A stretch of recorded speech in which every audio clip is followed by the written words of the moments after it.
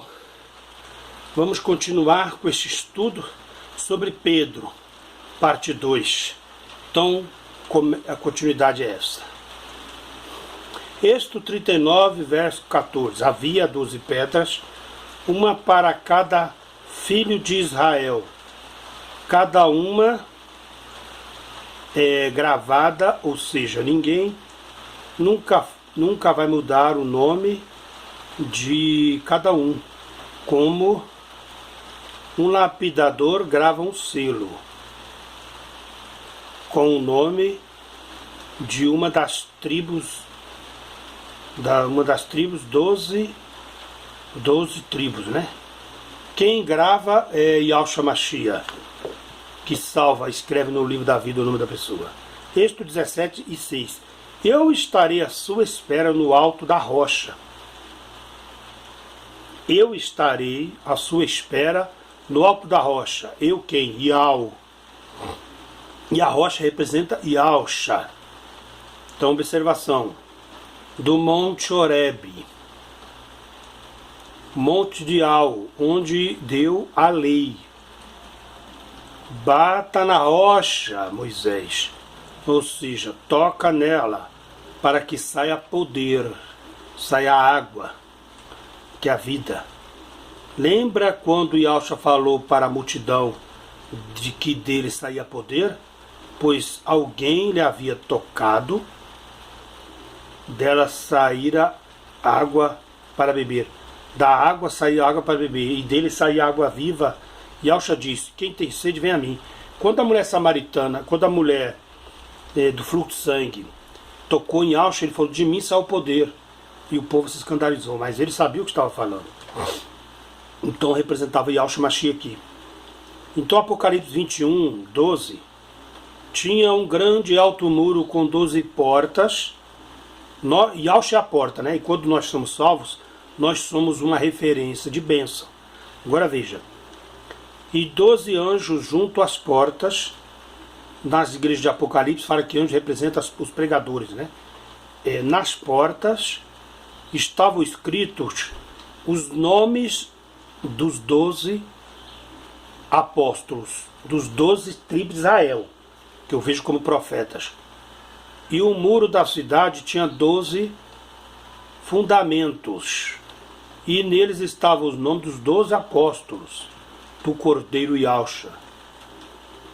A cidade era quadrangular, ou seja, quando Yahshua falava que ele era a pedra angular, a principal, era o mesmo que falar que ele é o dono da cidade, ou seja, Yahushalam, que carrega o nome dele, Yahushalam, cidade de Yahshua. Agora veja, por que a maçonaria copia a pirâmide? Porque ela é uma pedra angular, e eles colocam lá em cima, no topo da pirâmide, o olho que tudo vê, copiando a Yahshua Mashiach, que realmente é onipresente, onisciente, onipotente. E Satanás não pode ser isso, né? Então ele sempre copiou as coisas. Inclusive ele copia que Yahshua é a pedra angular, e ele copia como falso Messias que virá, né? Sobre Israel. Salomão trouxe a maçonaria para Israel, para o templo, adorando Moloque, Astarote e tal. Por isso que Yahshua Mashiach falou que meu pai não habita aqui neste lugar. E Estevão também pregou isso. Agora veja bem. A cidade é o Shalom celestial com ruas de ouro, que descerá ataviada, né? Para o noivo Yahshua. E que para entrar nela teria que ser uma pedra, que passar por ele que é Yahshua, o ensinamento, fazer e viver tudo o que ele ensinou. Quando ele chamou Pedro de pedra, era o mesmo que falar que Pedro entraria naquela cidade juntamente com os 12 apóstolos e todos os que crescem em Yahshua. E que todos eles, os que crescem, teria que ser pedra também, pois na vida teriam muitas dificuldades e a areia não consegue transpor a água, mas a pedra sim. Então veja bem, Na vida nós temos muita dificuldade, né? Enxurrada de tempestades. Satanás seria seu principal adversário, inimigo mortal. E Al não poderia contar com alguém que fosse areia, mas pedra. Não, aquele dia, não me toque, né? Crente não me toque.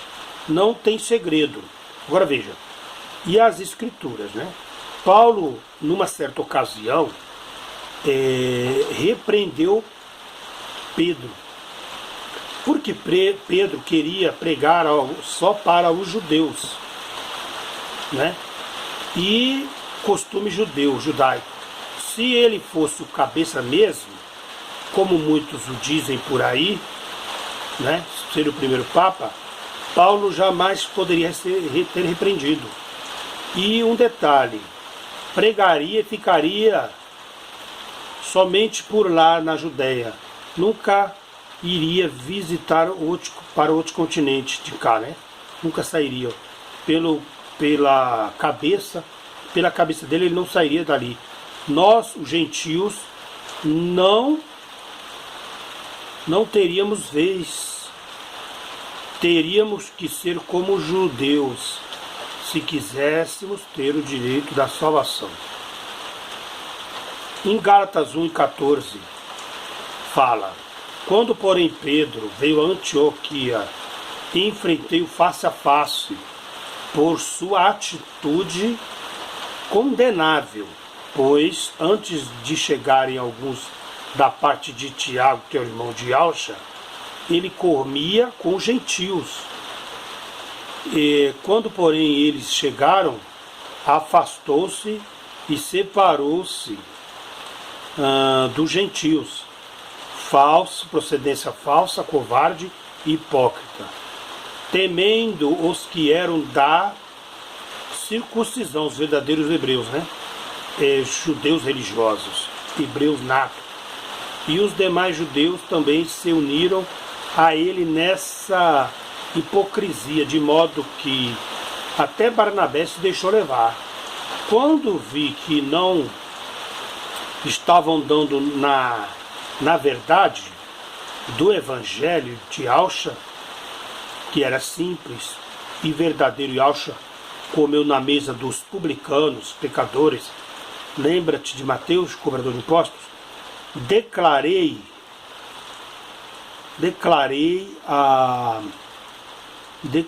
Pedro, diante de todos: você é judeu, não romano, mas vive como gentio, não guarda a lei, os 10 mandamentos, o sábado, e não como judeu. Portanto, como pode obrigar os gentios a viverem como judeu? Nem ele queria que os outros guardassem a tradição, coisa que nem mesmo ele fazia também. Ou seja, você vê que a tradição, e Alcha morreu, rasgou o véu, né? As tradições, aquela de lavar as mãos, aquela de não comer carne, aquela de, enfim, de vender, sacrificar animais. E Isaías fala do sábado, que Deus já estava estava cansado daquelas cerimônias religiosas, da hipocrisia, porque eles não praticavam a essência da lei, que era visitar os órfãos, as viúvas e aos pobres.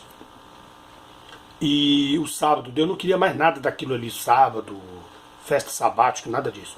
Queria mais que o homem adorasse o Criador Ial e seu filho Yalcha, e amasse o seu próximo realmente como eles, né? Agora veja, em Efésios 5:27, Yalcha manda-nos purificarmos a fim de apresentá-la a si mesmo uma igreja gloriosa, que nós somos a igreja, sem mácula, que é mancha, nem ruga, velhos hábitos, nem coisas semelhantes, mas santa e irrepreensível. Nós somos uma igreja e Alcha é o noivo e nós a noiva. Nós somos as virgens, não é uma denominação, não. E quer um povo lavado e remido no sangue de Alcha. No arrebatamento sobre as nuvens, ele virá buscar esse povo de boas obras, de fé não fingida, de um amor puro. Os prédios templos ficarão. E soprou o Espírito dele sobre os homens, e não sobre igrejas. Nós somos o santuário do Deus de ao vivo.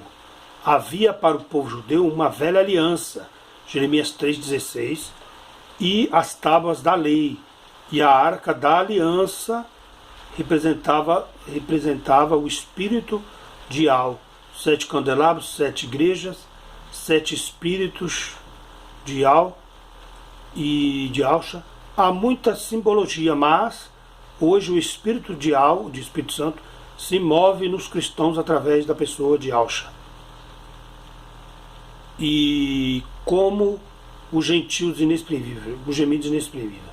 Mateus 25 sobre a parábola das 10 virgens, que se preparavam para o casamento, o encontro com o noivo.